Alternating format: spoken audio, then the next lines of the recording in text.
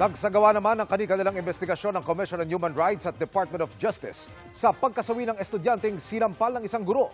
Ipinaliwanag naman ng isang forensic pathologist kung paanong posibleng nasawi ang biktima dahil sa sakit.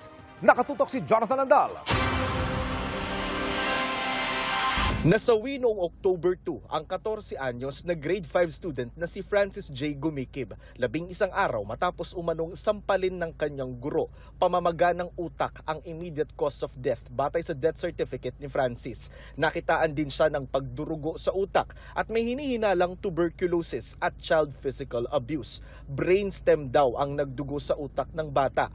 Nag-iimbestiga pa ang pulisya kung may direkta nga bang koneksyon ang pananampal sa pagkamatay ni Francis J. Tinanong namin ang eksperto sa forensic pathology at UP College of Medicine Professor Dr. Raquel Fortun at maging siya maraming katanungan sa mga nakasaad sa death certificate ng bata. Gaano ba kalakas ang isang pagsampal?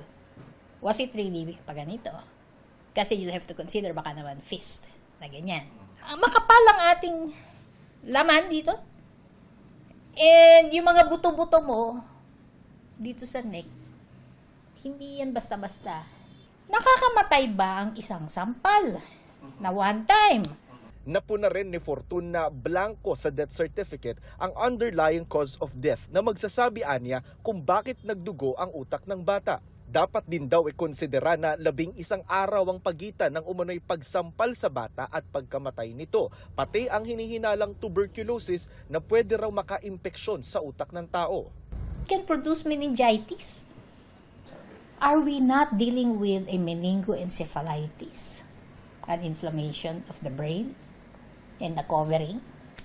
And that can be from bacteria. Sabi ng nanay ng bata, posible naman daw na nagka-TB talaga ang anak dahil hindi naman daw niya ito napapacheck up noon. Pero nananatili raw ang kanilang hinala na namatay si Francis dahil sa pananampal ng teacher nito. Wala naman po siyang sakit, malusog. O saan po ba nanggaling yung pagkabagok ng utak niya? O pamamaga, hemorrhage? Kanina dumalaw sa burol ng bata ang DepEd Antipolo at principal ng Peñafrancia Elementary School, pati ang mayor ng Antipolo na nangakong sasagutin lahat ng gastusin hanggang sa paglibing. Ang CHR labis raw nababahala sa insidente at nagsasagawa na raw ng motu proprio investigation. Kinokondena rin daw ng DOJ ang anumang uri ng pang-aabuso sa kabataan na isa raw krimen. Bawal nila ang corporal punishment. Inatasan na raw ng DOJ ang piskal ng Antipolo na makipag-ugnayan sa law enforcement agency. Ngayon namang National Teachers Day, may paalala si Vice President at Education Secretary Sara Duterte sa mga guro. Whether it be physical, sexual,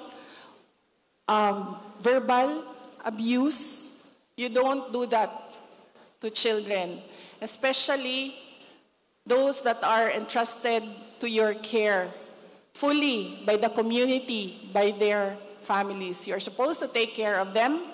You are supposed to mold them into the best citizens that we can have for the future of our country. Para sa GMA Integrated News, Jonathan Andal, nakatutok 24 oras.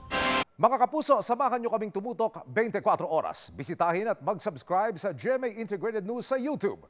Sa mga kapuso abroad, bisitahin ang GMA Pinoy TV at www.gmanews.tv.